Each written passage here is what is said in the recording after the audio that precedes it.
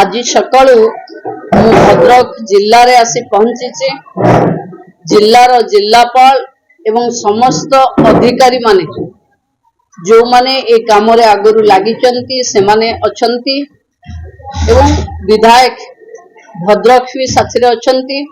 आमे दुईटी ब्लॉक धामनगर और बंत ब्लॉक रो भगवानपुर पालिकेरी जयकृष्णपुर अनारपुर 46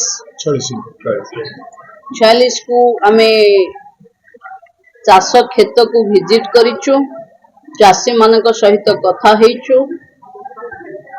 ये दैवी दुर्विपाक चाषी कूल माने जो धान गजा होइथुवा देखुचंती धान नष्ट होइथुवा देखुचंती मानसिक स्थिति रे से माने दुख रे अछंती तापई सरकार तरफ रु समवेदना जणाउची एवं चाषी मानकु धैर्य धरिवा पई अनुरोध करूची। ए समय सब बेले नथिवो सरकार आपण मानक सहित सबुथिरे ठिया हेची। ये विपद समय रे भी सरकार आपनको पई ठिया हबो। जो माने इंश्योरेंस करिचंती जो माने इंश्योरेंस करि नाहंती समस्त चाषी को एथिरे अंतर्भुक्त करा जिवो एवं जो भली आज गला परे आमे मुख्यमंत्री उपमुख्यमंत्री मंत्री माने बुलिकरी गला परे रिपोर्ट देला परे मु भाबुची आहुरी सुविधा चाषी मानक पई निश्चित भावे सरकार घोषणा करिवे। ये भद्रक रे पाखापाखी 71% हार्वेस्ट हो जाइची बाकी 497 हेक्टर धान कटा होकर पड़ी। तेणु क्षय क्षतिर आकलन रिपोर्ट गत काली सुधा जहाँ जीवो ता उपरे चाषी मानकु जहाँ सरकार घोषणा करिची आमे सहायता दबु। आमे आज जिलापाल एवं समस्त टीम को मु निर्देश देछि गोटिए भी योग्य हिताधिकारी बा जो मानकर चाषर क्षति हेछि से माने वंचित हेबेनी समस्त को सहायता मिलिला भली व्यवस्था तैयारी हबो। एवं सभा शेष रे मु एतिकी अनुरोध करिवि चाषी भाई मानकु आमे अनेक थर अनेक दैवी दुर्विपाक देखिचे। ये दैवी दुर्विपाक रे भांगी न जाई पुणी थरे निज को निजे ठिया करंतु। सरकार प्रशासनिक अधिकारी माने समस्ते तांको पाखे पहुंचीबे। लोकंक सरकार रे लोकंक पाखरे सरकार अछि जहाँ समस्या आसीबो आपण माने जो नंबर दिया हेची फसल बीमा पाई बा कंप्लेन करबा पाई सेथिरे कंप्लेन करंतु। एबे जो 48 घंटा 72 घंटा कोहा होथिला आसंता काली जाय आपण माने ताधरे रजिस्ट्रेशन भी करि परिमे।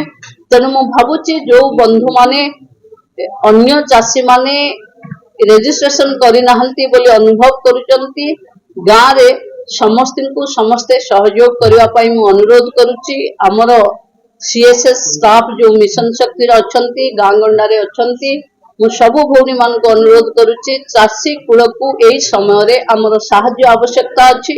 आमे समस्ते तांकु केमती एनरोल करी हबो केमती बीमा रे एनरोल करी हबो ता सहित तांकु सहायता करबा कथा। समस्त को धन्यवाद। मैडम केते परसेंट क्षयक्षति हेजी रिपोर्ट 71% रो हार्वेस्ट रेट सरीची।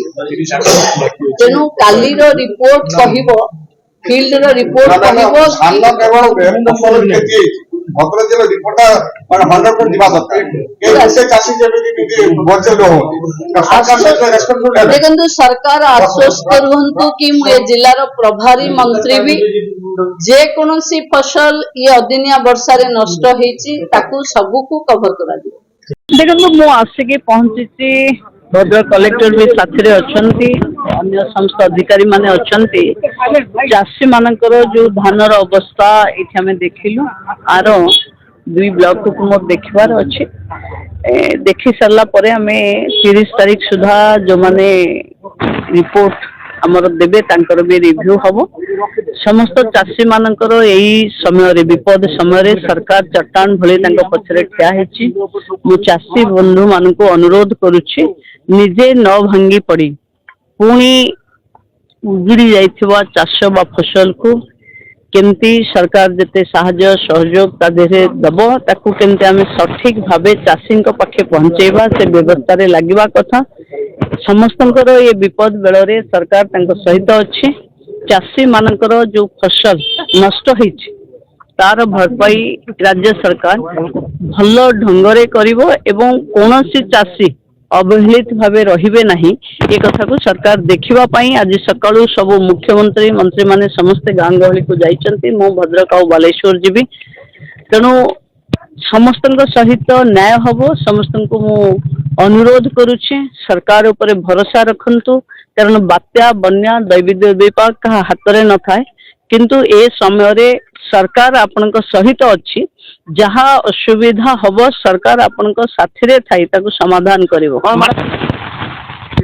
देखुछि मु धान गजा हे जाइछि धान रो ये भी काटिबा लायक और नहीं जहाँ देखुछि मु तार समीक्षा भी हबो जिलापाल लेवल रे। मु भाबुछि बहुत जल्दी क्षति तो जहाँ हेछि किंतु एथिरे भांगी पड़ी निजर बहुत क्षति न करबा को मु अनुरोध करुछि।